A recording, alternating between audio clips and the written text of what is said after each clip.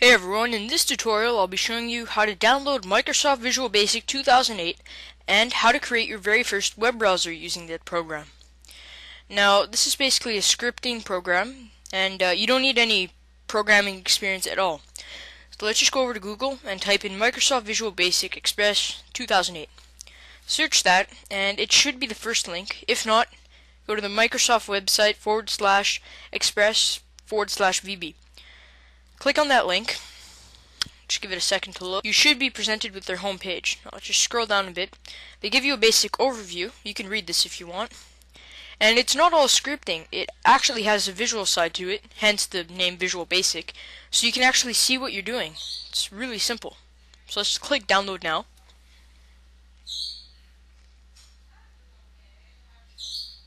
And you have several options you can choose from, downloads basically. So here we have Visual Basic 2000 Web Developer and Express Library.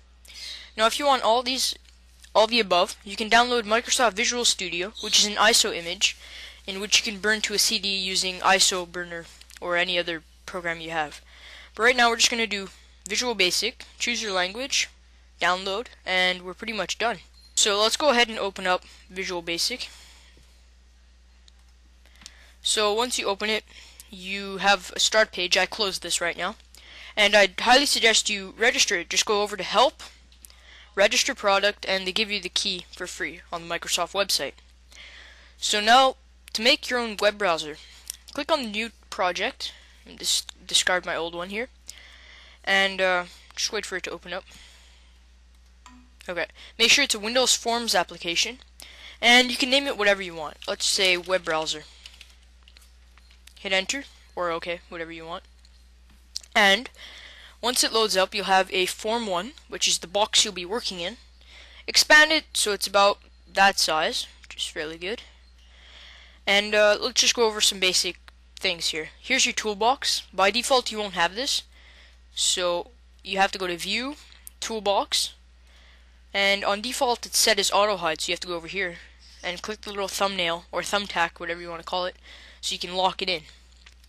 Over here you have your properties, and you can just expand this because the solution won't take up all your space. Now this is where all the name of your documents inside the web browser will be. So let's just click on Form 1 here, and we'll change the text to web browser. And as you can see, it's changed. Now you can also change the little icon over here, but we'll do that later. Now to start a web browser you need some buttons. So I'd like to add maybe 5 or 6. We'll do 5 will be good for now.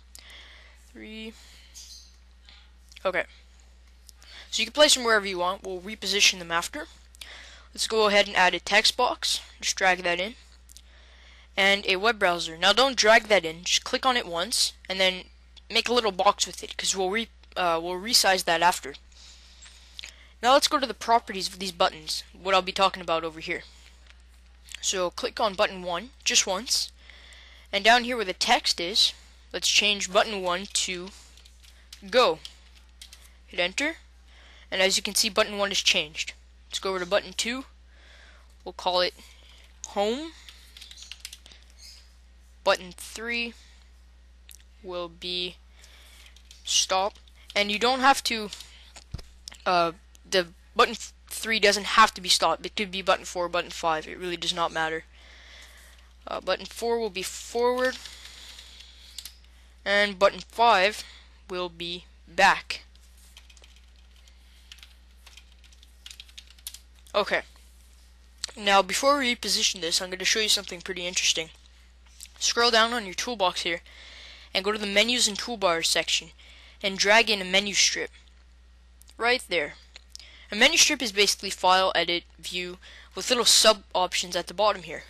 So, your menu strip, in type here, let's type File, and then under that, let's type Exit. And then just click away onto your form. Now we can reposition our buttons. Let's put Go on the top far right here. Then our text box, which will serve as our URL bar, make that a bit bigger. And then I guess we can have Home, Stop, then back on the far left, and then forward right there. It's perfect. Now you can align them wherever you want, really. It doesn't matter. Okay, that seems good. Now the final thing, let's just click on the URL box and reposition it so it is, actually, you know what, I'm going to make this just a tiny bit smaller so we can see it all.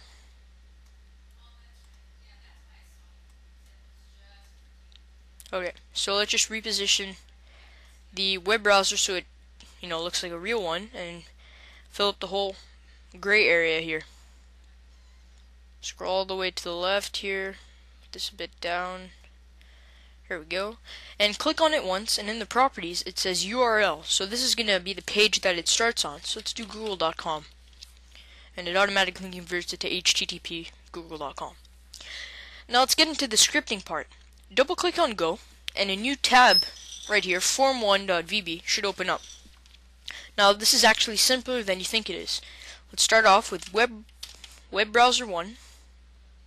Just give it a second to load, because whenever you start typing here it messes up. Okay, so web browser 1 dot navigate, and then in brackets let's type textbox1 dot text, and that's it.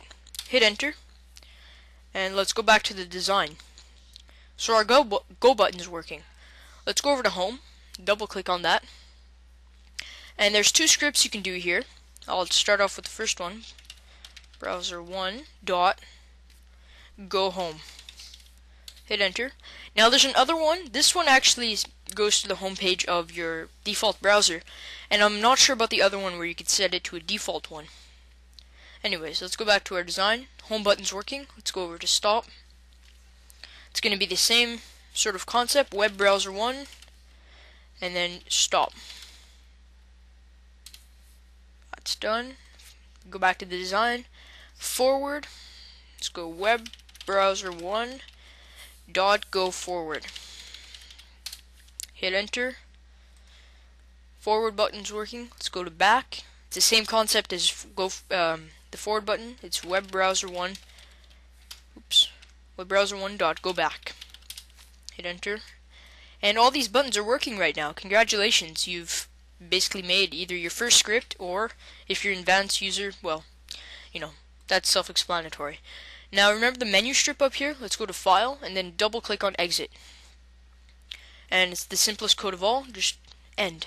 That's all it is. So let's go over to the design again, and let's check for errors. If you don't have this down here on the auto thing here, so we have one error, let's just go check that out. Hold on. Okay, so if you just have to go click the error list right here. Now let's just check that over again. The copy here, web browser 1.stop, that should be working. Just check again. Okay, no errors. That's perfect.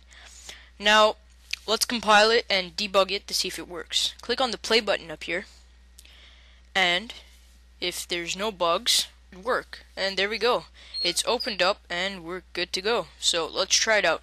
We're on the Google homepage here. We'll just expand this a bit more. Anyways, whatever. Let's just type in test. See if see, that loads up. Let's click back, forward. That works. Stop is self-explanatory. Home, I think mine is Simpatico MSN. Yep, that works. Let's check the URL bar here. See if the go button works. Okay, that works. Let's go to google.com. Hit go. And that works too. And let's see, exit. Yep, it's all working. So now to finish it off, just go to build, and then build web browser or publish it, I'm not sure which one. And you're pretty much done. So I hope you enjoyed this tutorial on how to make your own web browser using Visual Basic 2008. In the following tutorials, I'll be doing a calculator and several other things that might interest you. So stay tuned for those. Anyways, if you enjoyed this tutorial, please comment, rate, and subscribe. Thank you.